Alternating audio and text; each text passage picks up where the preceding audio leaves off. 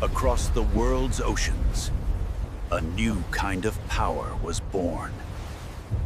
In 1910, a single plane took off from a ship and changed naval history forever.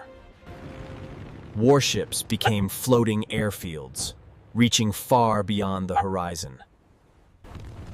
In a global war, carriers rose as the true kings of the sea.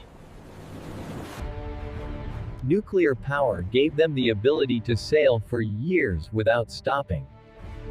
Today, they carry entire air forces across the planet. From wooden decks to unstoppable giants of the sea. This #, is the legacy of the aircraft carrier.